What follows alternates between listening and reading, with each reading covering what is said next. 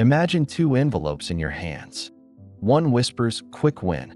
The other promises lasting freedom. The first feels exciting. Your pulse quickens, your mind starts counting. The second feels distant, slow, uncertain, almost too calm to trust. But here's the truth. Every decision you make with money is a version of this moment. Impulse or intention, now or later. Which envelope do you open first, and which one do you actually live by? That tiny gap between your decision and your reflex is where get rich quick traps smart people into staying broke. Quick money spikes your hopes, crashes your discipline, and taxes your future. It's not just a bad idea. It's the most efficient way to lose time, attention, and momentum. This isn't a morality tale. It's mechanics. Today, we'll rewire how you think about fast money versus inevitable wealth. Then build a process that makes the slow road feel exciting, reliable, and automatic. Because here's what's true now. Your attention lives in a casino. Timers, exclusive lists, and highlight reels weaponize your emotions. You see one winner dancing on your screen, but you never see the 1,000 quiet losses. Meanwhile, the only proven strategy for building wealth, owning great assets and letting time compound them, gets drowned out by the next pop-up promising a shortcut. So let's kill the shortcut myth with truth. Truth 1. Speed is not velocity. Speed is random motion. Velocity is motion in a direction. Quick money gives you speed. Wealth gives you velocity. Truth 2. Variance feels like opportunity, but it's usually risk in disguise. If your nervous system or rent money can't handle the downside, then the upside is irrelevant. Truth 3. Quick money creates debt, financial and emotional. Every failed moonshot leaves a hangover that steals focus from the boring engine that was quietly making you free. The game is rigged because it's built around your psychology. Variable rewards, win sometimes, lose often, train the brain faster than steady ones. Novelty feels like progress even when it's noise. And social proof turns someone else's lucky break into your urgent FOMO. So how do you break the loop? You flip the question. Stop asking, "How do I get rich fast?" Start asking, "What makes people stay poor for decades? And how do I avoid those traps for 10 years straight?" Charlie Munger said it best. It's remarkable how much long-term advantage people like us have gotten by trying to be consistently not stupid instead of trying to be very intelligent. That's our ethic. Not flashy, not heroic, just stubbornly non-stupid for a long time. So what does non-stupid look like? It looks like owning real cash flows on a schedule. It looks like avoiding behavior that feels good now but costs you 5 years later. It looks like building a playbook you can follow even on your worst day. Let's meet two people with the same job, same salary, same city. Lane finds a world of neon promises, options, crypto launches, influencer stock picks. His first big hit doubles in 3 days. He posts it, brags, and raises the stakes. The next 5 trades lose. The stress builds. He tells himself, just one more big one. That was 18 months ago. Tasha takes a different route. She auto-invests 12% of every paycheck into a global index fund. She turns on dividend reinvestment. She limits her adventure sleeve to 5% for any speculative bets. And she measures success in streaks, not screenshots. No heroics, just process. Let's make that process yours.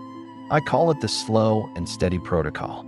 S. Set traps for your impulses. Delete stored cards. Move purchases to desktop only. Add friction. If it's urgent, wait 2 nights and write 2 sentences. Why this? Why now? If you can't explain it, skip it. L. Lock in non-negotiables. The moment you're paid, a fixed percent auto-invests. Not after rent. Not when you remember. First, start at 10 to 15%. So it stings a little but doesn't break you. Let the rest adjust around it. Oh, own cash flows, not headlines. Your base? A global index fund with low fees.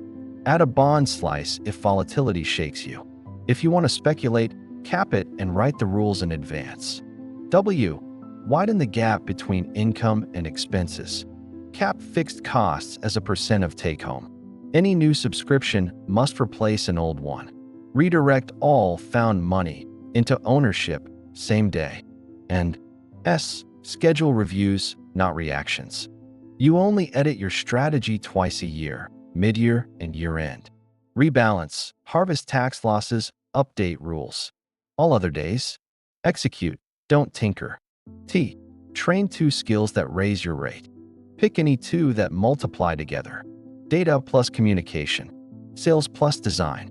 Coding plus industry knowledge. 30 minutes a day adds leverage. E. Establish buffers. Have 1 month of cash in checking. 3 to 6 months in a high-yield reserve. This keeps you from being a forced seller during bad weeks. Automate contribution escalators. Every January, raise your auto investment by 1 to 2%. After 5 years, you're at 18 to 20% without noticing. D. Define sell rules in writing. Don't sell because the screen is red. Sell because a thesis broke. Example: if this metric breaks twice in a row, I sell. Predetermine when to trim overgrown positions too. Why? Yield to time. You don't dig up a seed every week to check it. You water it and wait. Compounding rewards stillness, not fidgeting. Still skeptical the slow road works? Here's the math. Start with $1,000. Invest $500 a month. Earn a 7% return. Increase your contribution 2% per year. In 30 years, you're sitting on a low 7-figure portfolio. No luck, no hype, just consistency. Now compare that to someone who chases every hot pick, overtrades, panics once a year, and gets hit by taxes and fees. Even with a few wins, the stress and frictions ruin the curve. The steady one wins. Every time. Let's install one weekly drill to lock this in. It's called the bridge drill. B. Buffers. Add $25 to $100 to your reserves. R. Raise. Do one thing that could increase your income. I. Invest. Verify your contribution hit. D. Downgrade. Cut one cost. G. Gratitude. Write one small win down. E.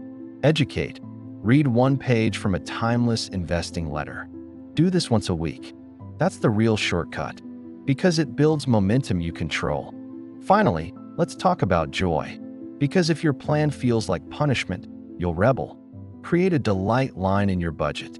Preload it monthly. Use it guilt-free for micro-luxuries or moments that matter. But when it hits zero, joy ends until next month. Budgeted joy behaves. Unbounded joy breaks your plan.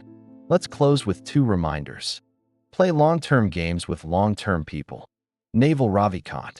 Someone's sitting in the shade today because someone planted a tree a long time ago. Warren Buffett. Every time you say no to hype and yes to process, you plant a tree. You don't need miracles. You need habits. Not lottery tickets, systems. Here's your 1-minute creed to screenshot and read tomorrow morning. I make bad moves hard and good moves automatic. I own assets, not opinions. I grow the gap and fund it weekly. I sell only on broken facts and review on schedule.